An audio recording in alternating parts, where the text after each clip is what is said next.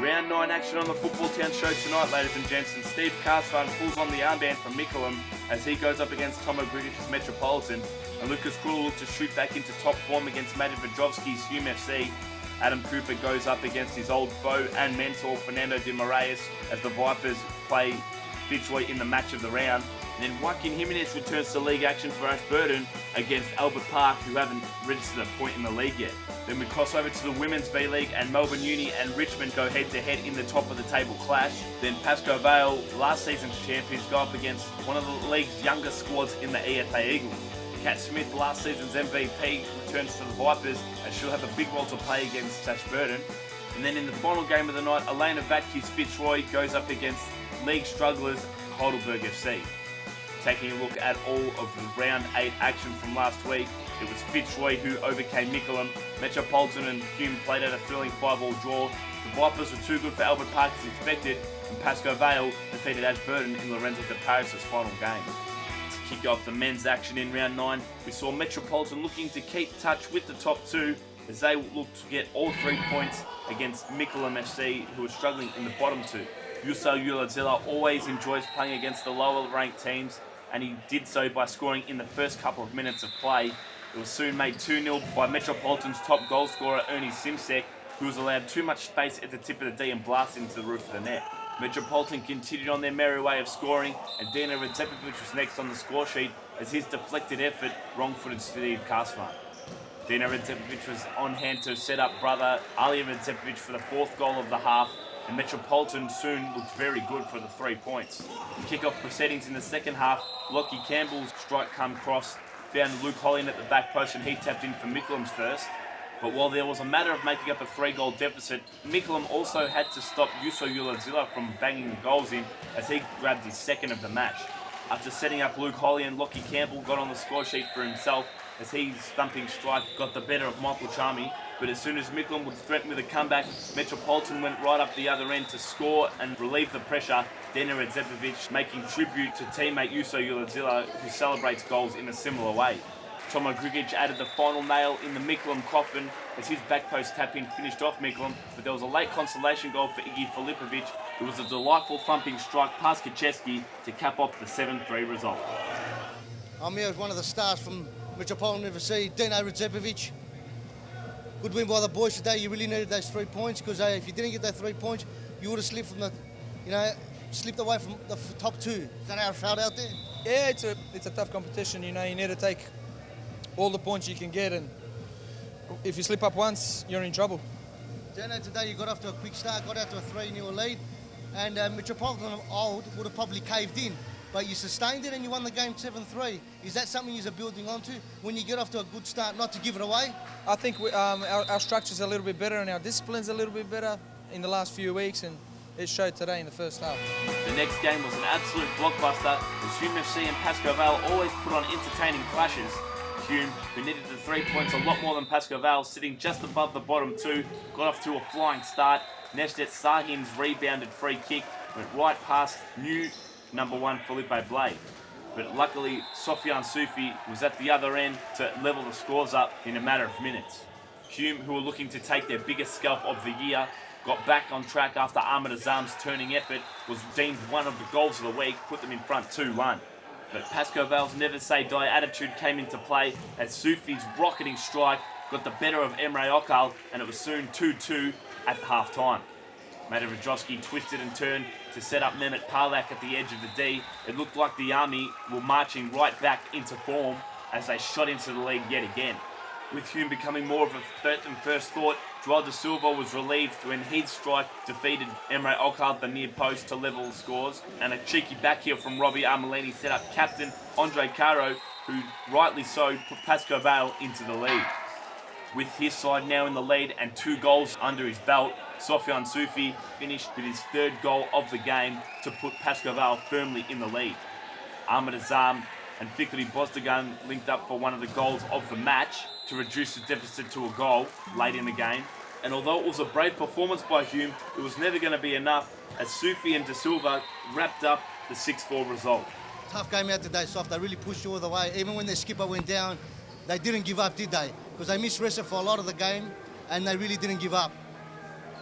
We know Hume. Hume is the main quality of Hume, and never give up. So that's their quality. I think we should congratulate Pascoe Vale today. It was absolutely an amazing game by every single player today. So A very important 3 points for the club, because if you would have dropped the points today, you know, you would have slipped away from the top two. Is that the way you were going into the game? We have to win this game? it was absolutely that. Yeah, 3 points. I'm back on track. Still many games till the end of the season. So concentrate is on, and let's see what's going to happen. The next game on the card was deemed the match of the round as the ladder leading Vic Vipers took on second place Fitzroy FC. To kick off proceedings, Miguel Barrigos lashed onto a Johnny Barrientos corner and hit the inside of the left post. Mark Burton went down the other end for Fitzroy and beat Christos Apostolakis at the far post as he suffered the same fate as Barrigos. But the deadlock was broken by Jason Barrientos, who has done so on so many occasions for his side. And in the next run of play, it was brother Jonathan Barrientos, the captain of the Vipers, who toe-poked underneath Brennan, who had a rough couple of minutes.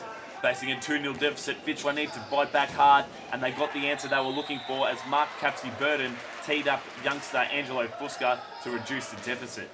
Miguel Barrigos was having a blinding first half, and he capped off his influence with a goal as his tumbling effort put them 3-1 in front. To start off the second half, Mark Burton, after assisting Fusca for the first, scored one of the goals of the week with a deft chip over Christos Apostolakis. But the 3-2 scoreline lasted only a matter of minutes as Michael Santoros left unmarked at the back post to make it 4-2.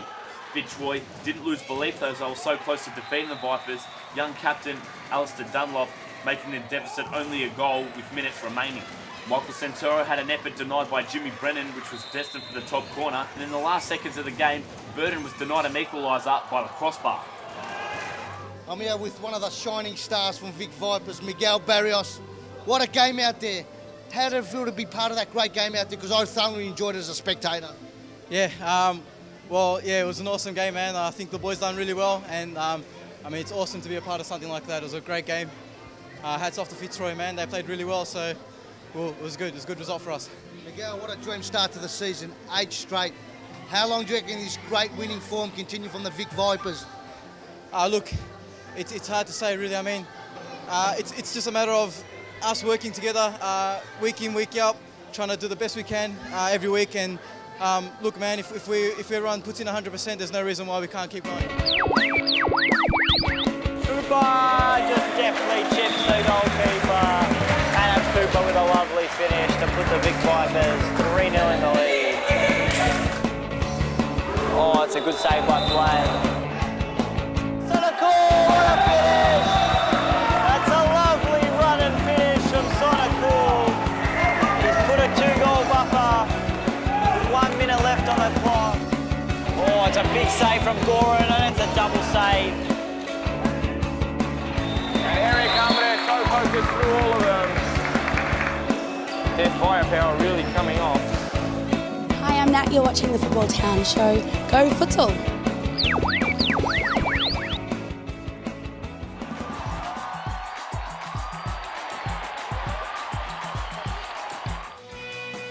The final game of round 9 for the men's side of things saw Albert Park, the last place team in the league, take on Ashburton FC, who were sitting in 5th position.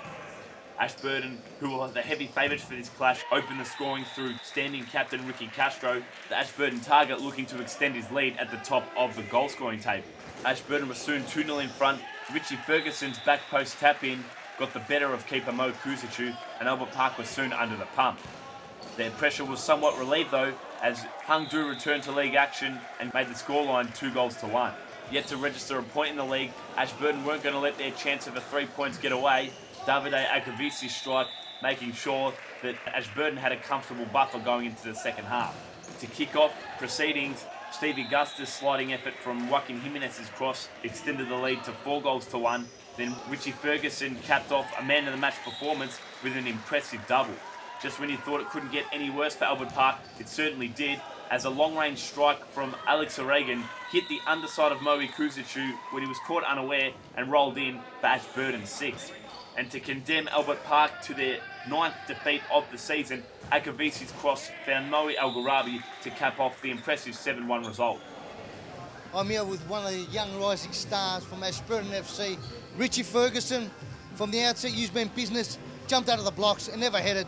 It seemed very easy out there. How did it seem to you guys? Yeah, well, it's always hard. It looks easy when it comes together, and we've got a lot of good players that are starting to gel now, and it's all coming together good. Richie, whenever you get a full list here, Ashburton, they can beat anyone on their given day. Is that how you feel? Yeah, definitely. On our day, we feel that like against Pascoe last week, I think we proved that we can defend well. A couple of lapses of concentration, but if we can get the defending right, then everything else will come. Well, there you have it, ladies and gentlemen. What a round 9 shaped up to be for the men's P-League. Let's take a look at all of the results. Metropolitan were too good for MikkelMSC as predicted. Pascoe just got over Hume. The Vipers defeated former teammate Fernando De Moraes' Fitzroy, and Ashburton, as we know, eased over the top of Albert Park. Taking a look at the ladder standings after round 9, it's no wonder the Vic Vipers are on top of the table on 21 points. Pascoe followed close behind, also on 21. Fitzroy just behind on 19, and Metropolitan round out the top 4 on 16, while Ashburton, Hume, MikkelMSC and Albert Park all round out the bottom 4. Albert Park, disappointingly, are still yet to register a point this season.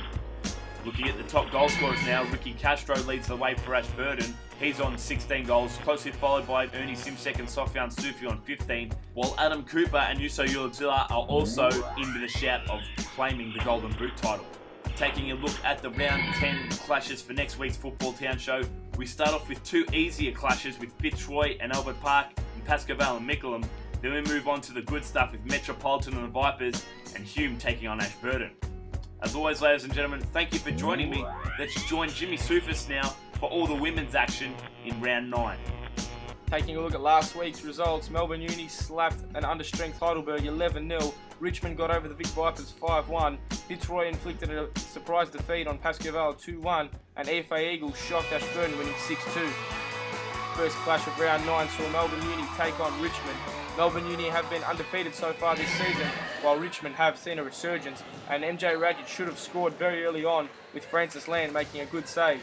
Marcelo Marquez then picked out Priscilla Ribas, who fired over in what was a dull first half, to be fair. Penny Barkopoulos almost made it a little brighter as she forced Land into another save, before Renly then had her shot saved again by Land, and Radjic hit the upright in a first half that Richmond clearly dominated. It was Richmond who broke the deadlock early in the second half, Melinda Aloisio picking out the returning Tina Britakos unmarked in the D to make it 1-0. Kristen Stensholt's long ball then almost found the back of the net. Land definitely being kept busy today before a 1-2 between Stensholt and Renly saw Renly finally dink it over Land and make it 2-0, which would make it very hard for Melbourne Uni to get back in the game from there. Letizia Samic's strike though almost immediately had them back in it, but they conceded a 5th foul penalty that MJ Radjic strolled in to put away, inflicting Melbourne Uni's first defeat of the season. Jeff, your girls inflicted the first loss for Melbourne Uni today. How did you do it? Well, basically, as we've discussed already, they're a very good team. They've got good rotations, good movement, and a few technically sound players. And we were just disciplined. We just put a structure in place, had the girls work in a disciplined fashion, and just shut their chances down. Now, they've been the clear runaway leaders of the league so far. You go to 19 points now with a game in hand. If you win that, you're only 2 points off them. Do you believe you can catch them this season? I believe anything's possible. If you stick to your game plan, and we've got a good team, we've got a big squad, and if we're just disciplined in how we play, we're not scared of any team. I think we can beat any team. Through the middle and tease, saved by Blade.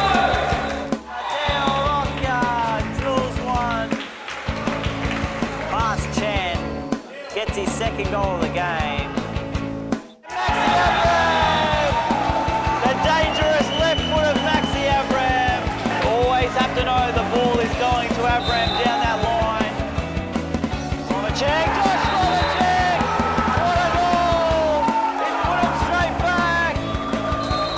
And Brunswick draw level. The big strike there and a great save by Digby. My name is Kay, and you're watching the Futbol Town Show. Go Futsal!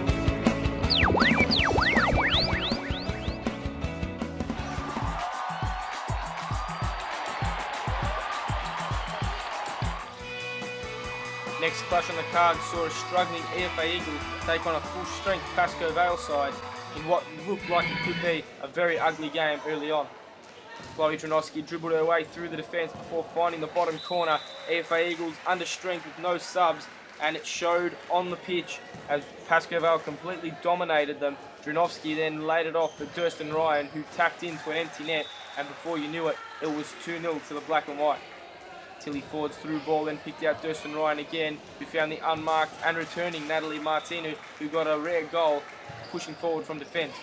Durston Ryan then beat a few players before driving it past Nobbs again from distance, and it was 4-0 before you knew it. A good through ball from Naomi Mackey crossing over from Ashburton, and then Martinu's cut back to Illy Jacob, who made it 5-0. EFA Eagles really struggling to keep up with Pascoe Vale. Chloe Janowski then had a brilliant touch around Nobbs to make it 6-0 in the first half, before Janowski rounded out the first half scoring and completing her first half hat-trick. In the second half, EFA Eagles were down a player, and it looked like there would be no mercy shown when Tilly Ford drove home another, and Pascoe Vale looked like they were running away with it too quickly. Illy Jacob then had her shot saved before Nikki Tumblety tapped it into an empty net. 9-0 the score, but a little bit of mercy was shown. Plenty of passing around from Pascoe Vale, but when they had the chance, they finished it. Durston Ryan completing her hat-trick. 10-0 the score, and then Dronovsky found an unmarked Illy Jacob to complete an 11-0 thumping of the bottom place Eagles. Tilly, your second and third game back. How did it feel out there? You know, you're a good player. You missed a lot of the season, and to come back and play the way you've been playing, you must be very pleased with your performance. Oh, thanks, Theo. Yeah, look, it's I had to get my fitness up again, and I've got a bit of niggles like with my touch and stuff, but if I work hard, it'll come back. Next clash on the card saw Ashburton taking on the Big Vipers. Both sides in desperate need of 3 points, struggling desperately this season. But it was the Vipers who got off to the better start, with Michelle Duffy somehow finding the bottom corner with what looked like a pass, but the Vipers would take a goal any which way they could get it. Duffy again found unmarked in the same position by Tina Benoit, and she drove the ball past Lum for a second time on the night, much to the delight of manager Spiro Kargas. Kat Dixon then dribbled her way through before seeing her shot saved by Candice Salama, but the Vipers almost had 3, but when Duffy cut it back, it didn't find DeMello before it fell to her in the D, and she had her shot saved.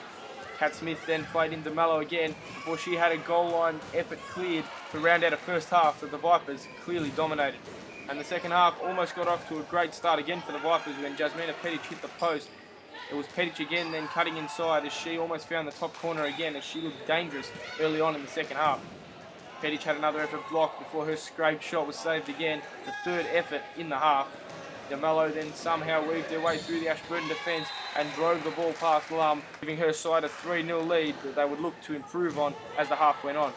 And DeMello did somehow with what looked like a handball when she controlled it, but it mattered little to them as she put it into the empty net and they led 4-0. DeMello somehow keeping that ball in before putting it into the middle, and Jasmina Petic had a few cracks at it. She just could not score before Michelle Duffy blazed it over. DeMello then found Petic again, who could not find the net to save herself, hitting the crossbar this time. Tina Benoit then drove the ball across, and DeMello's back heel almost found it, but Petic finally got her name on the score sheet as the Vipers looked like they were heading to a big win and a much needed 3 points. Kat Smith then found Michelle Duffy for her hat-trick to round out an impressive 6-0 Vipers win. I'm here with Tara DeMello from Vic Vipers. Tiara, you finally got the monkey off your back. It's been quite a few weeks without a victory. You've got stuck together, and the result proved tonight. Yeah, it was good to see all us girls working together. You know, passing the balls. Our hunger is what got us in the end. Well done to Spiz, everyone in the team. We fought for it. Now well done Vipers, well done. It's good to see the teams back again, ready for a win. The last clash on the card sees Fitzroy FC take on bottom of the table Heidelberg. The youngsters from Fitzroy looked like they were going to absolutely blow Heidelberg out of the water, and it got off to the perfect start when Zoe Stamatopoulos played in Elena Vadke, who cut the ball back for an own goal to Elise Kyrgios. Stamatopoulos was then allowed too much space and room as she toe-poked the ball through the legs of keeper Sky Jensen to make it 2-0 to the Tigers.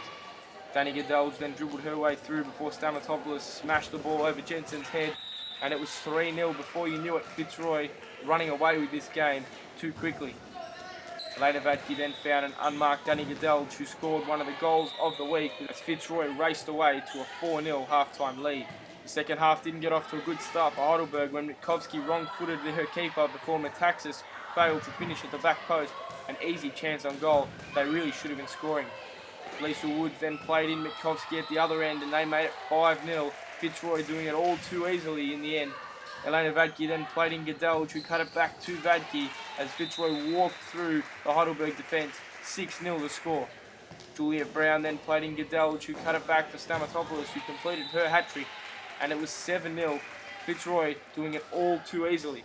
Lisa Woods then turned the ball over to first gamer Julia Seppi, and she finished easily past keeper Bushra Mankia to make it a little more respectable, but it was never going to be enough before a 1-2 with Hadiki Dede, and Stephanie Otto allowed Dede to finish, and Fitzroy were running away with it once again.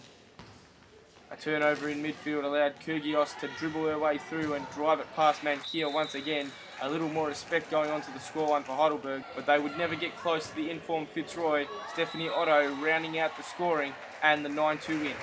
We're here with Zoe Stamatopoulos from Fitzroy FC. Convincing win out there for the girls. Seemed very easy. Is that how it seems, Zoe? No, it was really hard for us. We finally had a full team for once, so it was a good win. Hat-trick for yourself tonight, must be pleasing. Yeah. First hat-trick in the Women's V-League for yourself, is that right? Yeah, first time. About time. Well, there you have it, ladies and gentlemen. That's all the action done for round 9. As we have a look back at the results, Melbourne Uni suffered their first defeat of the season to an in-form Richmond 3-0. Pascoe smashed an under-strength AFA Eagles 11-0. Vipers got back to winning ways, beating Ashburton 6-0. And Fitzroy got over the line against Heidelberg quite easily in the end, 9-2. Taking a look at the ladder after round 9, it looks a little closer now. Melbourne Uni on 24 points in first. Richmond with a game in hand on 19 in second. Fitzroy sitting in third on 18. Pascoe in fourth on 15, also with a game in hand. Big Vipers sit fifth on 8 points, climbing the table. Ashburton in sixth on 7 points. AFA Eagles in seventh with 6 points. And Heidelberg dead last with just a 1 win. Now the top goal scorers, Marcela Marquez leads the way on 22, Letizia Samad in second on 12, Illy Jacob in third on 10, Christine Duffy in fourth on 9, and Aziza Renly has crept up in there, she sits on 8. Taking a look at next week's clashes, 7:30 PM has Ashburton against Richmond. The Big Vipers will then take on Heidelberg in a much anticipated clash. Pascoe will take on Melbourne Uni, what should be the clash of the night, before the night finishes with Fitzroy taking on AFA Eagles. We now leave you with Goal of the Week.